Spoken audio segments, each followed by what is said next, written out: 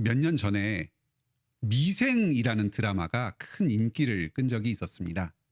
바둑 기사로 활동하던 주인공이 그 바둑을 그만두고 사회 초년생이 되어서 직장 생활을 하면서 겪는 여러 가지 일들을 그린 드라마였습니다. 직장 생활의 애환을 생생하게 묘사해서 많은 직장인들의 공감을 샀습니다. 명대사들이 많았습니다. 퇴사를 고민하는 부하 직원에게 직장 상사가 이런 말을 합니다. 회사가 전쟁터라고 밀려날 때까지 절대 그만두지 말아라. 회사 밖은 지옥이다. 마치 전쟁터와 같고 지옥과도 같은 삶의 현장 가운데에서 내 한 몸 건사하고 가족들 부양하면서 살기가 정말 어렵습니다. 요즘 실제로 전쟁을 겪고 있는 우크라이나 전쟁을 보면서 한 나라와 또 정치 세력이 자신의 정치적 이익, 경제적 이익을 얻기 위해서 수많은 다른 사람들을 무자비하게 학살하는 모습을 봅니다. 이 땅에 우리가 겪고 있는 이 이기적 경쟁이 정말로 사람을 죽이고 자기가 사는 그런 전쟁터구나 하는 걸 실감합니다. 경쟁 가운데서 돈을 벌면서 사는 것만이 우리가 이 세상에서 겪는 전쟁의 전부는 아닙니다. 영적인 전쟁도 있습니다. 이 불신앙이 가득한 세상 가운데에서 죄와 싸우고 우리의 믿음을 지키고 신앙의 길을 계속해서 걸어가는 것, 또 주님의 교회를 순수하게 보존하고 여러 성도들이 하나됨을 이루는 것, 이런 것도 전쟁과도 같이 치열하고 어려운 일입니다. 여러 인생의 갈림길마다 결정의 순간마다 우리 삶의 여러 문제, 또 교회의 여러 문제들을 결정을 믿음으로 내리고 주님의 뜻에 순종할 때에 우리는 이 인생의 전쟁에서 승리할 수 있습니다. 경제적인 문제도 주님의 뜻으로 해결할 수 있고 또 여러 영적인 전쟁에서도 승리할 수 있습니다. 오늘 본문에서는 이스라엘이 애굽과의 전쟁에서 큰 승리를 거두는 이야기가 나옵니다. 인간적인 눈으로는 도저히 상대가 되지 않는 두 세력이었습니다. 애굽은 당대의 초강대국이었고 이스라엘 백성들은 지위 체계도 갖춰지지 않고 무기도 없는 오합지졸이었습니다. 그런데 이런 열악한 상황에서 이스라엘은 오직 전능하신 하나님의 능력만을 의지함으로써 전쟁에서 승리하고 완전한 구원의 기쁨을 누릴 수 있었습니다. 오늘 말씀을 통해서 우리가 인생에서 겪는 여러 현실적인 문제들, 이 전쟁과도 같은 상황에서 승리하는 비결이 무엇인가를 깨달으시길 바랍니다. 그 비결은 오직 우리의 대장 되시는 예수 그리스도의 능력을 의지하는 데 있음을 깨닫고 믿음으로 주님만을 붙들면서 인생의 전쟁에서 승리하시기 바랍니다. 첫째, 하나님은 우리를 하나님의 군대로 부르신다는 말씀을 듣겠습니다. 하나님께서 이스라엘 백성들을 구원하시려고 애굽에 10가지 재앙을 내리셨습니다. 10번째 재앙, 큰아들이 죽는 재앙을 내리시니까 공포에 사로잡힌 바로는 그날 밤 즉시 이스라엘 백성들로 떠나라고 명령합니다. 영원할 것만 같았던 노예 생활의 고통이 하룻밤 사이에 벼락같이 끝납니다. 백성들은 밤중에 급하게 짐을 꾸려서 출발합니다. 오늘 본문 조금 전에 12장 41절에서는 그 백성들을 여호와의 군대다 이렇게 칭합니다. 불과 얼마 전까지 식민지 생활을 하면서 건축 공사에 동원되었던 잡부들이었습니다. 남의 집 시종살이를 했던 여종과 그 아이들, 노비들이었습니다. 그런데 하나님은 이 사람들, 이 백성들을 여호와의 군대다 이렇게 부르십니다. 지금 이스라엘 백성들이 이 애굽을 떠나는 게 바로 왕의 호의로 이 왕과 귀족들이 자비를 베풀어줘서 이 사람들을 떠나보내는 게 아닙니다. 전쟁에서 무력으로 이 세계 최강대국을 굴복시키고 승리하여서 떠나는 승리의 길입니다. 애굽 사람들이 내놓은 많은 은금 폐물과 귀한 옷감들이 바로 이 전쟁에서 승리하여 얻은 전리품들입니다. 이스라엘 백성들은 지금 이 애굽과의 전쟁에서 한 것이 아무것도 없습니다. 10가지 재앙은 전부 하나님께서 내리신 재앙들입니다.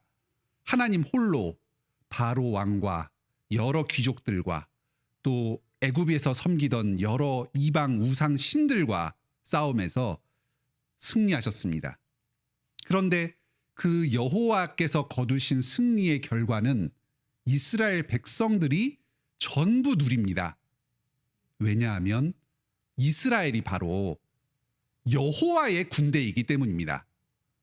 여호와께서 우리를 한 팀으로 자기 군대 군인들로 삼아주셨기 때문에 여호와께서 거두신 승리는 바로 우리의 승리입니다. 오늘날 우리 스스로를 보았을 때, 또 우리 교회의 모습을 보았을 때 겉으로는 참 초라해 보입니다. 이 시간에, 이 금요일 저녁에, 이 황금 같은 시간대에 참 세상에서 보잘것없어 보이는 사람들이 이렇게 몇 명이 모여서 말씀을 듣고 기도하는 이 일은 참 무의미해 보입니다. 우리가 말씀을 전하고 또 삶 가운데서 들은 말씀을 실천하기 위해서 애쓰는 것은 아무 능력도 없어 보입니다. 반면에 이 세상에는 눈에 보이는 돈과 권력과 각종 기술들로 강력한 세력을 이루고 있는 것처럼 보입니다. 하지만 우리는 여호와의 군대입니다. 우리의 전쟁은 주님의 말씀으로 이루어지는 신령한 전쟁입니다. 우리가 붙드는 이 말씀은 태초에 아무것도 없던 곳에서 온 세상을 창조하신 능력 있는 하나님의 말씀입니다. 죄와 사망의 권세를 무찌르신 예수 그리스도의 말씀입니다. 대제국 로마를 안에서부터 무너뜨리고 사회를 변화시키고 수천 년간 온갖 핍박 가운데서도 이 교회를 보존하신 영원하신 그리스도의 통치의 말씀입니다. 우리는 약합니다. 하지만 하나님은 강하십니다. 주님의 말씀은 능력이 있습니다. 주님과 함께 동행하면서 이 삼위일체 하나님께서 지금도 이루시는 승리에 동참하는 여러분 되시길 바랍니다. 첫 번째로 하나님은 우리를 하나님의 군대로 부르셨다 하는 말씀을 들었습니다. 두 번째로 절망적인 상황에서도 하나님께서 직접 싸우시고 승리하신다는 말씀을 듣겠습니다. 하나님께서는 이스라엘 백성들을 홍해로 인도하십니다. 사실 이 애굽에서 가나안 땅으로 가는 가장 빠른 길은 애굽의 북쪽으로 나 있는 블레셋으로 향하는 해안도로를 따라서 가는 길입니다. 이 지중해 쪽으로 나 있는 그 바닷길을 따라서 올라가는 길입니다. 아주 짧은 거리에 갈 수가 있었습니다. 그런데 하나님은 이 이스라엘 백성들을 동쪽으로 이끄십니다. 동쪽에는 홍해가 있는데 막다른 골목입니다. 이 이해할 수 없는 인도하심에는 하나님의 뜻이 있었습니다. 북쪽으로 올라가는 그 해안도로 지름길에는 아말렉, 에돔 등의 이방 세력들이 이미 자기의 그 지역을 잘 구축하고 정착하고 살고 있었습니다. 여기서 이들과 전쟁을 벌이면 이스라엘 백성들이 두려워하면서 다시 애굽 땅으로 돌아갈 수가 있었습니다. 유혹을 받을 수 있었습니다. 그래서 앞길을 가로막는 세력이 없는 광야로 인도하셔서 전쟁 없이 가나안 땅까지 갈 수 있도록 인도하신 것입니다. 백성들의 믿음이 약하니까 믿음을 지켜주시려고 시련을 피하도록 그 길로 인도하셨습니다. 우리 생각으로는 막다른 길이고 말도 안 되는 길이고 비상식적인 길이지만 주님께서는 자신의 뜻을 이루는 가장 좋은 길을 택하시고 그곳으로 우리를 인도하십니다. 며칠이 지난 후에 바로와 애굽의 세력들이 큰아들을 잃은 슬픔에서 조금 진정이 되고 좀 현실적인 생각을 하기 시작됐습니다. 이스라엘 백성들을 놓아준 게 아깝게 생각되었습니다. 그런데 그들이 지금 동쪽을 향하고 있다 하는 소식을 들었습니다. 누가 봐도 길을 잘못 들었다 싶고 앞에 홍해가 가로막고 있으니까 막다른 길에 처했다. 우리가 지금 뒤따라가면은 저들을 다시 사로잡아서 데리고 올 수 있을 것이다. 이렇게 생각을 했습니다. 하나님께서 일종의 유인책을 쓰신 겁니다. 홍해에서 애굽 군대를 완전히 멸망시키고 이스라엘 백성들을 추격할 의지를 꺾어버리시려고 그런 길을 택하셨습니다. 앞으로 이스라엘 백성들의 광야의 여정을 안전하게 지키시려고 그 위협을 처음부터 제거하시려고 그 길을 택하셨습니다. 때로는 하나님께서 우리를 인생에서 막다른 골목으로 인도하신다는 느낌을 받을 때가 있습니다. 뒤에서는 애굽 군대가 쫓아오는데 망망한 홍해를 향하여 인도되는 것 같은 그런 느낌이 들 때가 있습니다. 이대로 가면 죽는 것이 아닌가. 지금이라도 주님의 말씀을 따르지 않고 내 나름대로 살 길을 찾아야 하는 것 아닌가 싶은 생각이 들 때가 있습니다. 하지만 주님의 생각은 우리보다 높습니다. 주님은 계획을 가지고 계십니다. 길이 없을 때는 바다를 열어서 길을 내실 것입니다. 당장은 불합리해 보이고 이해되지 않지만 길게 볼 때에는 우리에게 가장 좋은 길, 안전한 길로 우리를 인도하십니다. 주님의 선하심과 전능하심을 믿고서 오늘도 주님의 인도를 순종하며 따르는 여러분들이 되시길 바랍니다. 이제 애굽 군대와 본격적으로 전쟁이 벌어집니다. 여호와의 군대로 부름받은 이스라엘이 치르는 첫 전쟁입니다. 이스라엘 백성들의 모습은 참 실망스럽습니다. 전능하신 하나님을 의지하지 못하고 심히 두려워합니다. 지금까지 10가지 재앙으로 애굽을 완전히 굴복시킨 하나님이신데 언제 그런 기적이 있었느냐고 생각하면서 원망을 늘어놓습니다. 모세에게 불평을 합니다. 왜 여기까지 끌어내서 우리를 죽게 하냐. 다시 애굽으로 돌아가겠다. 이런 식으로 이야기합니다. 이런 백성들에게 모세는 말합니다. 여호와께서 너희를 위하여 싸우신다. 그러니까 너희는 가만히 있으면 된다. 믿음에서 흔들리는 백성들을 안정시킵니다. 참으로 믿음의 사람입니다. 하지만 이 모세라고 해서 겉으로 보이는 것처럼 굳세고 굳건한 모습만 있었던 것은 아닙니다. 그 내면에는 그 또한 흔들림이 있었습니다. 14장 15절에서 하나님은 이렇게 말씀하십니다. 너는 어찌하여 내게 부르짖느냐. 너희는 어찌하여 부르짖느냐 하고 백성들을 향해서 말씀하시는 게 아닙니다. 모세한테 너는 어찌하여 부르짖느냐 이렇게 말씀하십니다. 오늘 본문에는 나오지 않았지만 모세도 백성들 앞에서는 이렇게 당당하게 믿음의 말을 했지만 돌아서서 하나님께는 부르짖음으로 두려움으로 간구했던 것입니다. 모세는 위기 상황에서도 지도자로서 백성들에게 하나님의 말씀을 전하고 백성들을 믿음에서 세우는 역할을 힘껏 감당했습니다.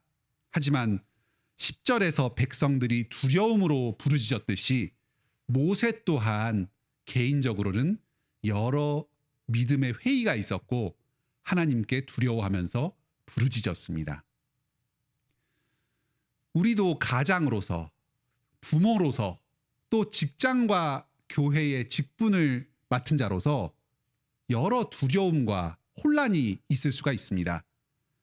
기도의 자리에서 우리의 믿음 약함을 고백하면서 눈물로 호소하고 참 왜 이런 시련을 나에게 주십니까?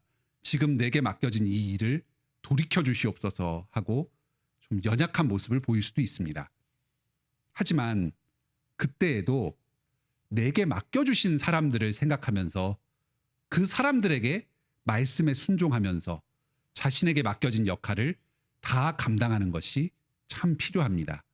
이런 섬김과 수고를 통해서 믿음에서 흔들릴 때에도 변함없이 충성되게 수고하는 이 섬김을 통해서 이 공동체 전체가 안정을 찾고 바른 길로 나아가게 됩니다. 애굽과의 전쟁에서 가장 용맹스럽게 싸우는 용사는 바로 우리 주님이셨습니다. 모세는 민족의 지도자였지만 전쟁에서 승리하는 데는 실제적으로 기여한 바는 없습니다. 애굽 군인 한 사람을 쓰러뜨리는 것도 없습니다.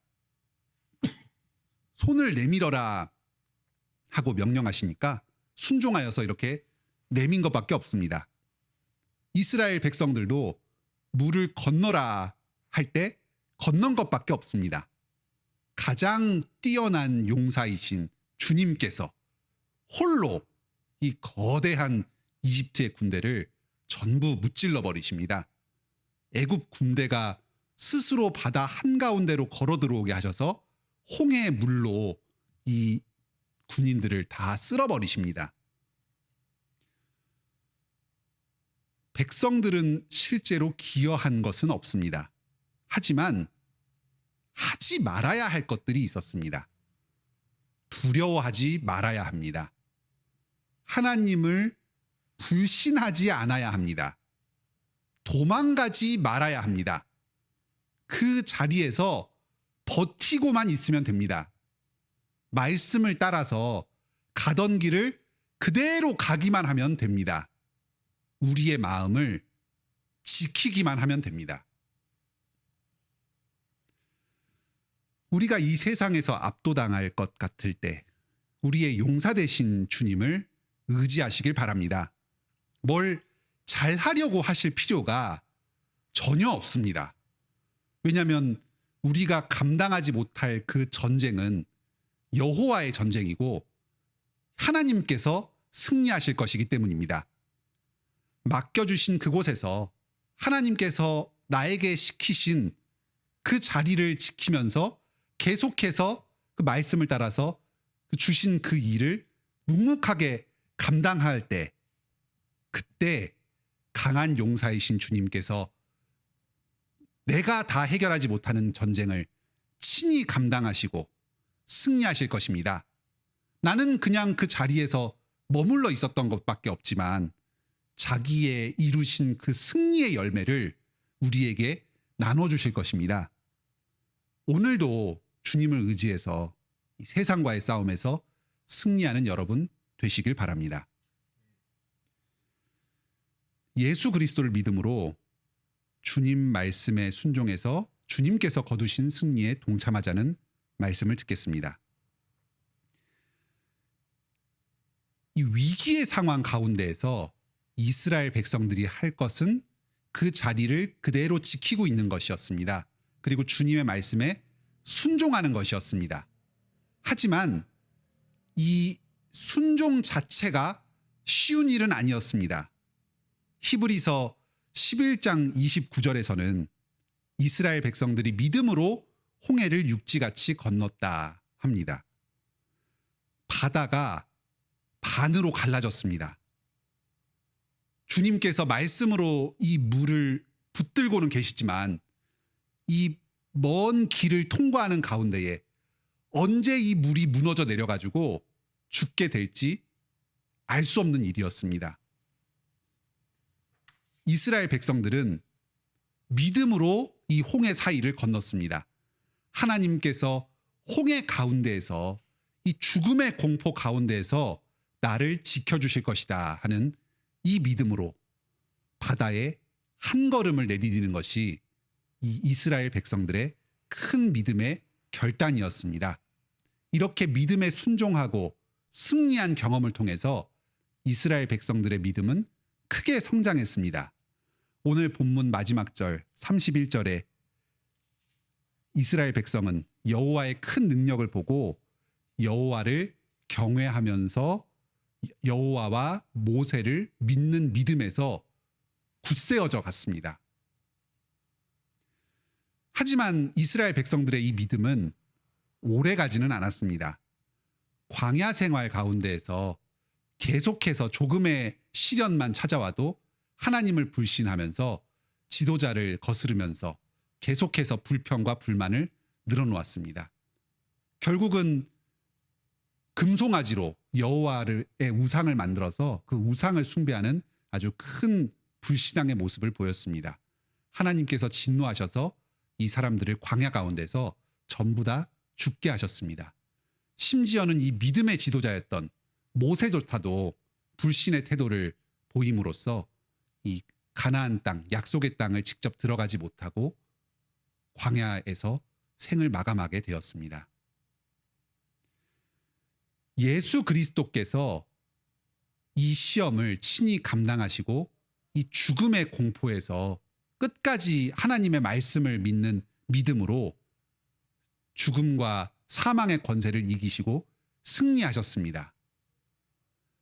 십자가에 못 박혀 죽으실 때에 주님의 말씀에 순종했을 때 나에게 남는 것이 무엇인가 하는 큰 사탄의 시험 가운데 고통받으셨습니다.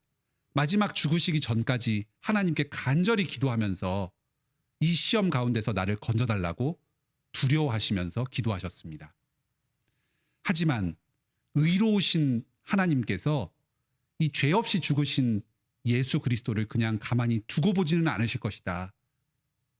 구원하실 것이다 하는 그 부활에 대한 믿음으로 끝까지 십자가의 고난을 감당하셨습니다.